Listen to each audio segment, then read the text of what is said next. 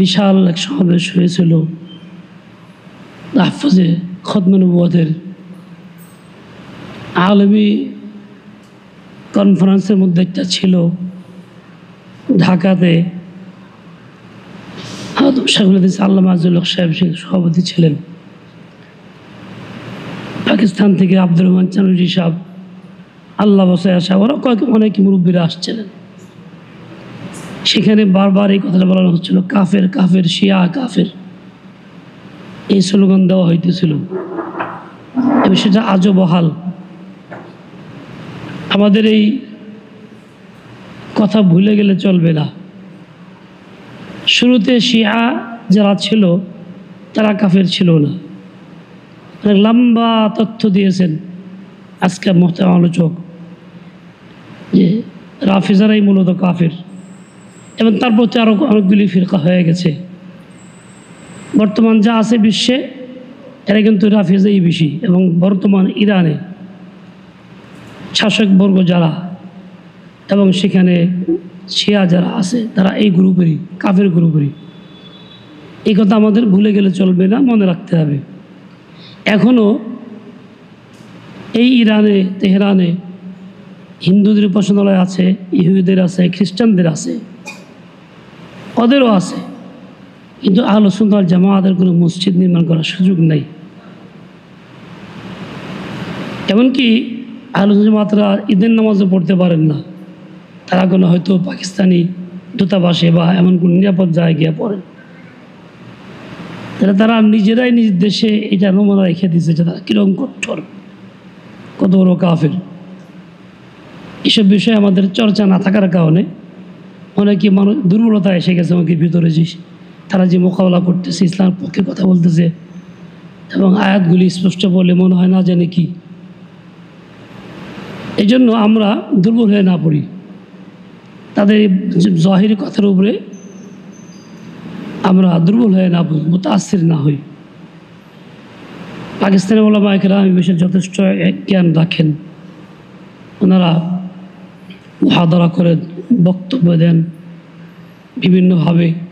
ওখানে একটা বড় চর্চা, যেহেতু শিয়াদের একটা বড় ফিরকা পাকিস্তানে আছে, তাদের সঙ্গে মারামারি ঝামেলা হইতেই থাকে।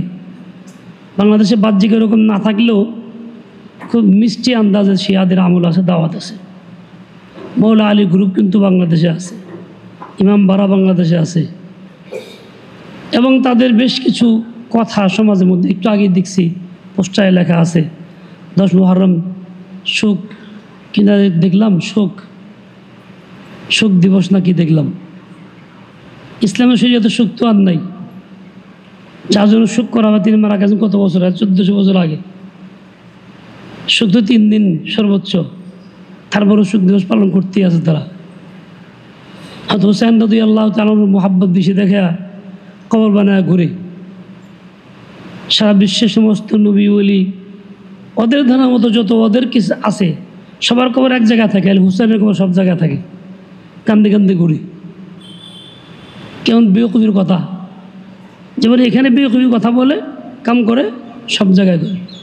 আল্লাহ মঞ্জুর মিঙ্গল একবার বলছিলেন, ভাই দেখো ওরা আমাদেরকে বলে আমরা হত আলীকে ভালোবাসি না, আহলে বাইতকে ভালোবাসি না, হোসেনকে ভালোবাসি না, আমাদের দুশ্মন। এজন্যই তাদের ব্যথা ব্যথিত নই, তাদের এই আক্রমণের কারণে আমরা কোনো কিছু করি না।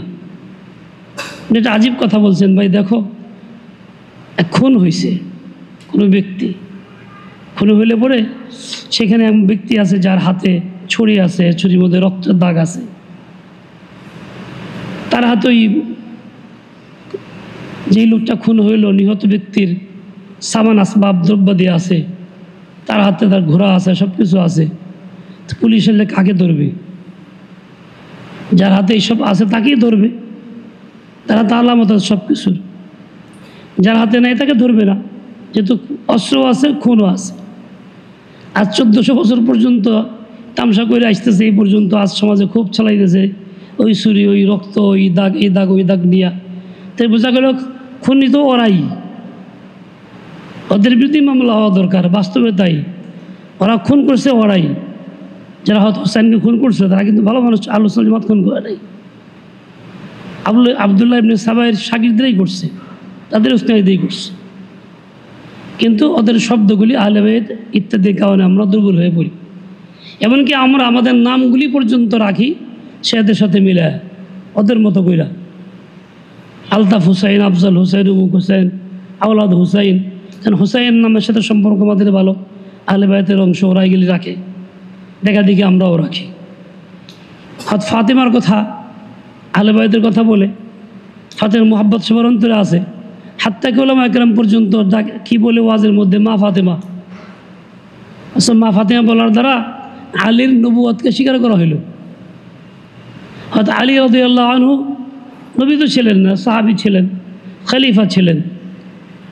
এখন আন-নবিয়্যু আওলা বিল মুমিনিনা মিন আনফুসিহিম ওয়া আজওয়াজুহুম উম্মাহাতুহুম, এই আয়াতের দাবিতে নবীর বিবিগণ মা হয়। কাজেই ফাতেমাকে মা বলা মনে হলো হয়তো আলী নবী তার স্ত্রী মা। অবশ্য আমরা খুব মহব্বতের সাথে বলি, আমাদের উলামা একরাম ওয়াজের মধ্যে মা ফাতেমা বলে চিৎকার দিয়ে ওঠে, কিন্তু এর ভিতরে শিয়ার আকীদাকে পোষণ করতেছি, ধারণ করতেছি আমরা। এভাবে খবর থাকছে না কি হইতেছে। মোট কথা হলো এই, আল্লাহ ওনাকে জাযায়ে খায়র দান করেন, চোখ ফুটাই দিয়েছেন। আমরা যেন বিষয়গুলির সামনে রেখে আরও আগে বাড়ি, চুপচাপ না থাকি, উম্মতকে সতর্ক করি। আল্লাহ পাক আমাদের হেফাজত করেন, পুরা উম্মতকে হেফাজত করেন।